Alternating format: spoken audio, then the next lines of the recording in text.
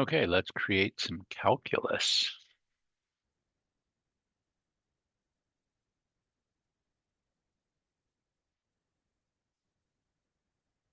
There we go.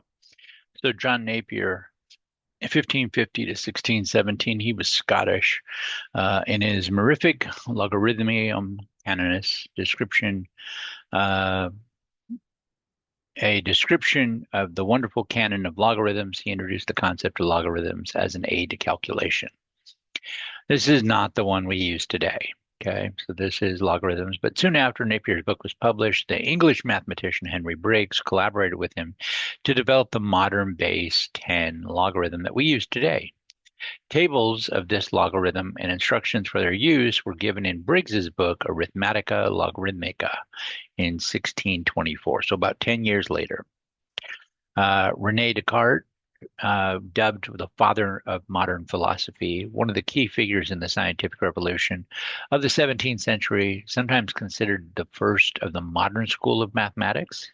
He was a soldier, mercenary. Actually, he was lots of things. But after he took an injury and was given opium for the pain, he had some dreams and visions, and then he met a Dutch scientist and philosopher, Isaac Beeckman, and decided to pursue true wisdom. This is when his philosophy comes into play and his mathematics. He concluded that the key to philosophy, with all of its uncertainty and ambiguity, was to build it on the indisputable facts of mathematics. Problem was, these ideas were heretical ideas, and he had to leave France for a more liberal environment of the Netherlands. France was very Catholic controlled at the time. Now, Rene had done a lot. He's the reason you guys all are hung up on your X's and all that stuff. Uh, but it isn't all he did. He published groundbreaking philosophical and mathematical treatise, his Discourse on Method, in 1637, and one of its appendices, the geometry one, called Law of Geometry, now considered a landmark in the history of mathematics, uses a symbolic expressions in mathematics by Diophantes, Al-Khwarizmi, and Viet. He used symbolic expressions of their mathematics. So he didn't create new mathematics. He just used symbols to represent their stuff. He introduced what has become known as the standard algebraic notation, using lowercase a, b, and c for known values and x, y, and z for unknown values. Basically, in the Latin alphabet, the beginning letters were used for what would be known variables or parameters, and the ending letters of the alphabet would be known for unknown. And his first book to look like a modern mathematics textbook full of A's and B's and X squareds, etc. The Cartesian coordinate system is named after him. His rule of signs, this is the big one that I think is vital. You guys will use this in 380 if you haven't already used this in college algebra. I mean, I teach it in college algebra. So Descartes' rule of signs doesn't give a solution of a polynomial equation, but does give information on the number of positive and negative roots. And he developed this technique for determining how many were positive or negative real roots of a polynomial. Did he invent? No. Popularized? Sure. The subscript or the superscript notation for showing powers of exponents? Yeah, that's him. He rediscovered David ibn Qura's general formula for amicable numbers, and generally unacknowledged major player in the development of modern physics. The rule of signs basically says that if you plug P of X in, how many times does the sign change as you go in descending order? So up here, you can see it changes once from positive to negative. It's negative here, it doesn't change. And then it changes from negative to positive, that's 2. And then from positive to negative 3, 3 sign changes. So there are 3 or 1 real positive root. There are 5 possible roots If they are positive real, then there are either 3 or 1 positive real root. We know that it goes down in twos because if they're non-real, they would be in conjugate pairs. We know this because none of these are complex coefficients. If they were a complex coefficient, it would guarantee at least one complex. Then the other part of this, these are the positive roots, possible positive real roots. If we plug p of negative x and we compute what the signs change to, so 2 times negative x to the power of 5 becomes negative 2x to the power of 5. It doesn't change the negative here. This one was negative. It's going to become positive. This one doesn't change, and then that's negative. So there are a total of 2 sign changes, negative, negative, negative to positive, that's 1, positive, and then positive to negative, that's 2. 2 positive sign change or negative sign changes. So that means there are either 2 negative roots or 0 negative roots. This tells me that I could go with checking the positive roots, so possible positive roots, or I could check the 2 negative possible roots. If I check all the negatives and none of them are real roots, well, then that tells me I'm looking at the positive and there's at least 1 positive real root because I know that conjugate pairs work like so. Or I could just target the positive because there's at least one of those. What else did he do? Well, let's not diminish. He was a philosopher. He espoused rationalism and dualism. His philosophy consisted of a method of doubting everything and then rebuilding knowledge from the ground up. He is known or quoted as saying, cogito ergo sum. I think, therefore I am. His commitment to the scientific method was met with strong opposition by church officials of the day. Basically, he stayed in the Netherlands. His revolutionary ideas made him a center of controversy in his day, and he died in 1650 in Stockholm, Sweden, very far from his home. 13 years after his death, his works were all placed on the Catholic Church's Index Librorum Prohibitum, the index of prohibited books. And the Catholic Church kept that until, I think if I'm right, the early 2000s. Not kept his works on there, but kept the list of prohibited books. Fermat, some say invented modern number theory single-handedly, despite being a small-time amateur mathematician. And one of the reasons is because he kept saying that he had these proofs and they were easily done. And yeah, the claims that it wasn't that big of a deal. And then, of course, people would try to work with it and find out it was a very big deal. His mathematical work was communicated in letters to friends, usually with little or no proof of his theorems. He corresponded with Pascal, who helped mathematics grasp a very important concept in probability. He claimed to have proved all his arithmetic theorems. Minimal records of his proofs have survived. We really don't have many. Many mathematicians have doubted some of his claims, given the difficulty of the proofs of the problems and his limited tools.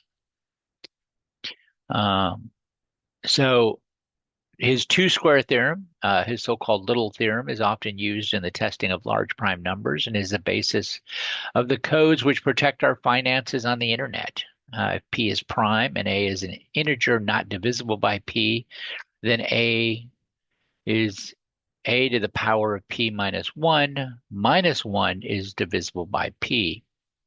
Or a to the p minus 1 is equal to 1 mod p. That's another way to look at it, where a is a natural number and p is a prime. And the GCD of a and p is equal to 1, meaning they have nothing in common. If we were to check a at 7 and the prime 3, we would have a to the power of 3 minus 1, which would be 2. So 7 squared is 49. Minus 1 is 48, which is divisible by r prime 3. And 48 is divisible by 3. So yeah, it does work.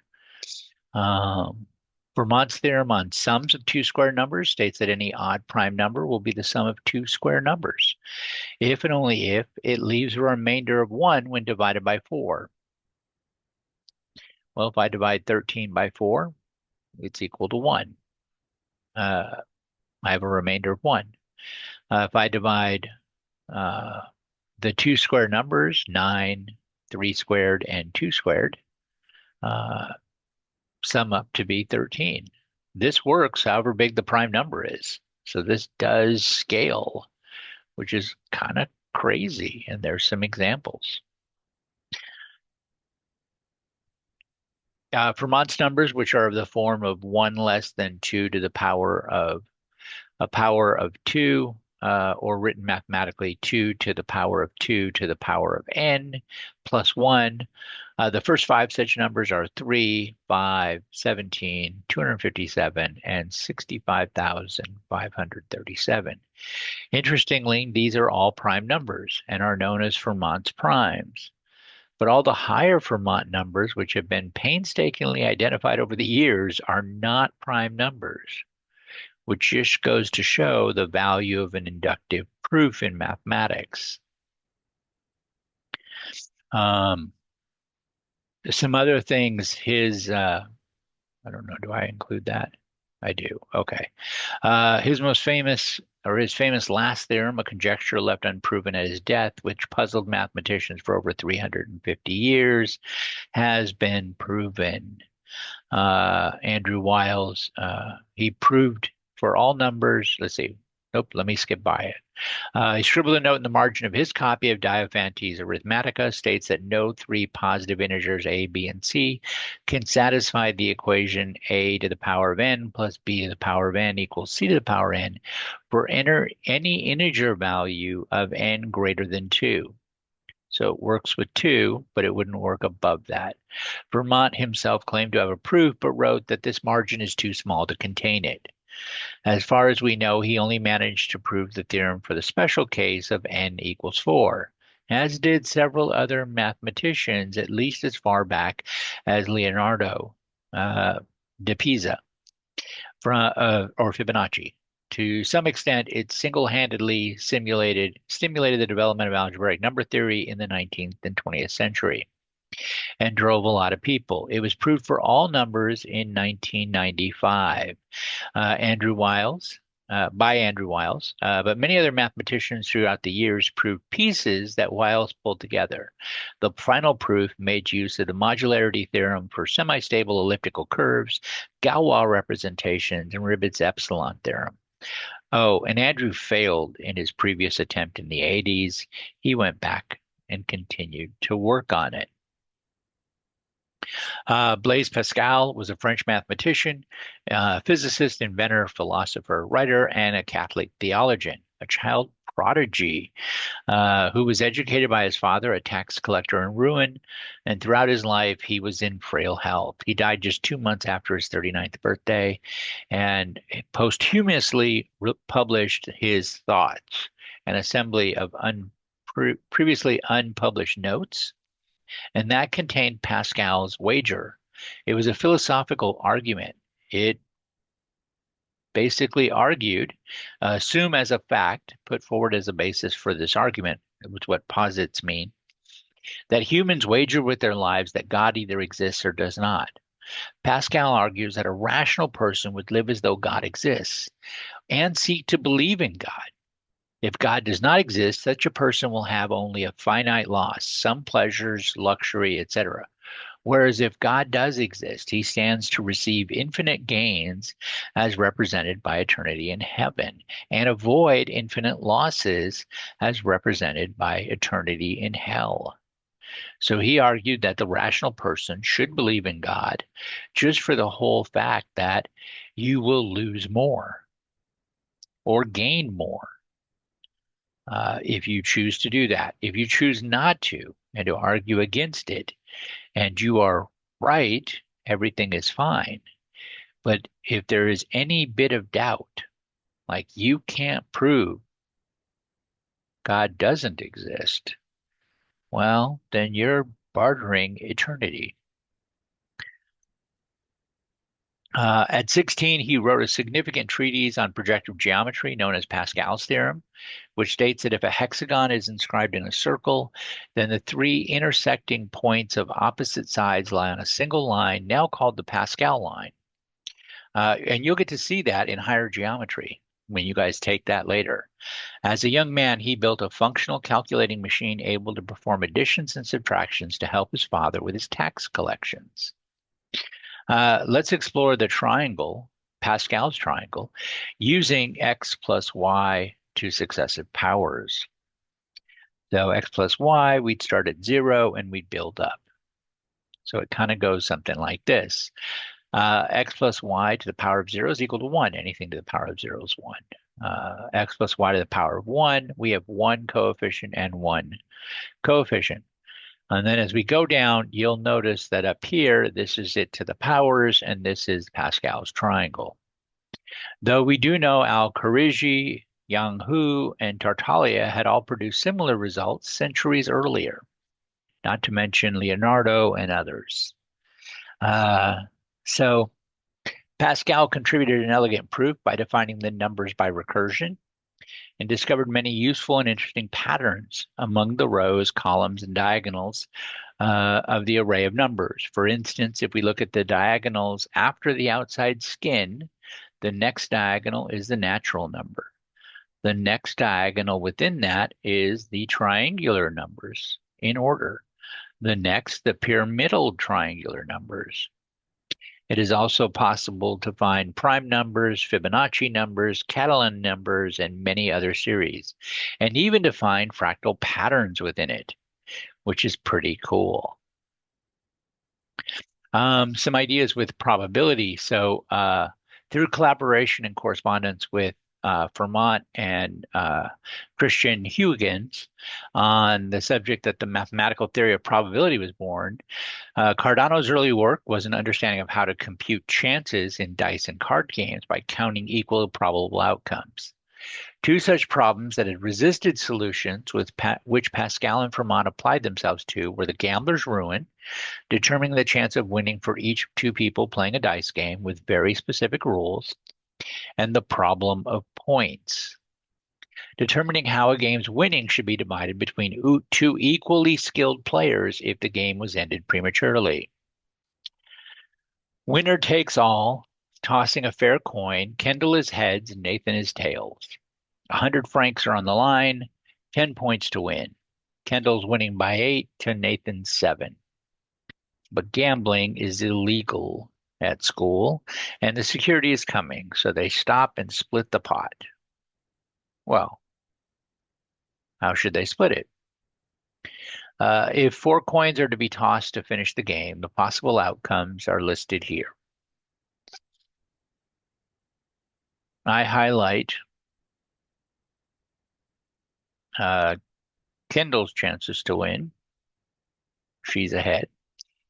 And Nathan's chances to win.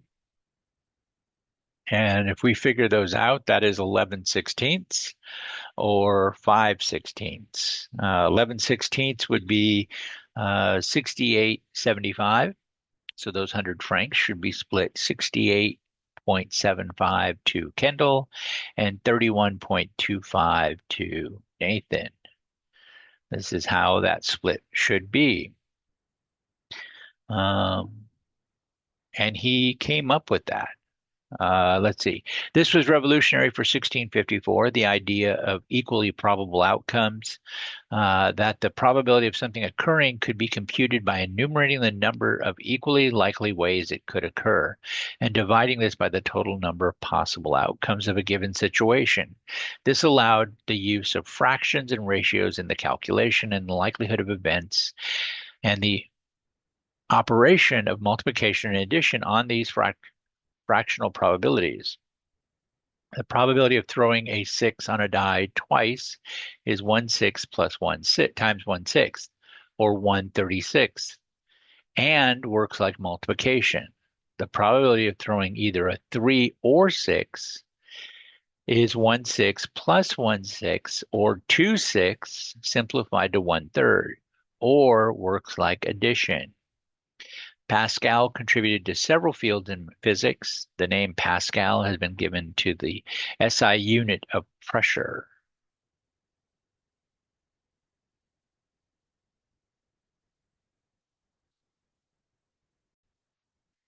All right, so we needed all those people to get in to create calculus and some of their works.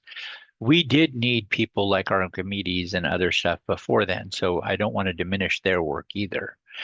So now let's get to Sir Isaac Newton. He was an English mathematician, physicist, astronomer, theologian, and author, described in his time as a natural philosopher. He was widely recognized as one of the greatest mathematicians, physicists, and most influential scientists of all time.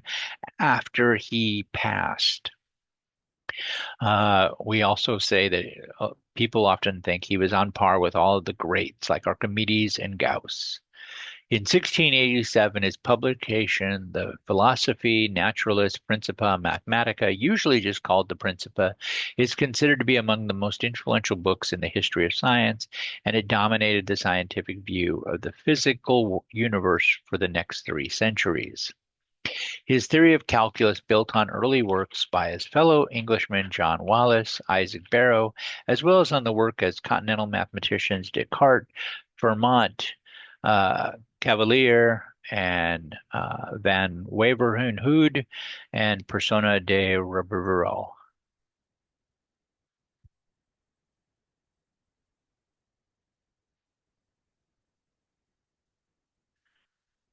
He had a method of fluxions. He called the process of calculating the slope or derivative, we would call it a derivative of a curve or function.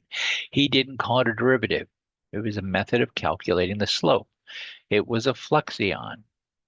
The fluxion, the instantaneous rate of change at a particular point on a curve.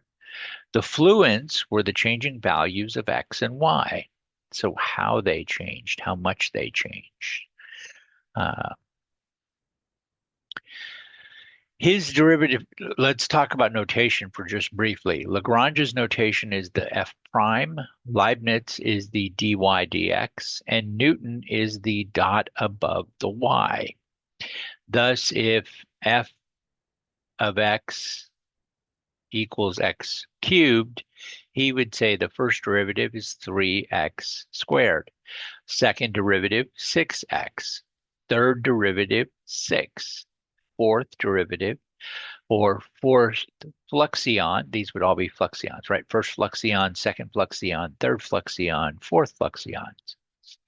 Now, most of you probably don't know that terminology of fluxions, but it is still derivatives. The opposite of differentiation in integration is integration, or in Newton's terminology, the method of fluence. The integral of any power, f of x is equal to x to the power of r, is x to the power of r plus 1 over r plus 1. The integral of a curve can be thought of as the formula for calculating the area bounded by the curve and the x-axis. For example, on the graph of velocity against time, the area under the curve would represent the distance traveled. They can represent different things at different times, depending upon what the actual variables are representing. So he chose not to publish his revolutionary mathematics right away, supposedly worried about being ridiculed for his unconventional ideas.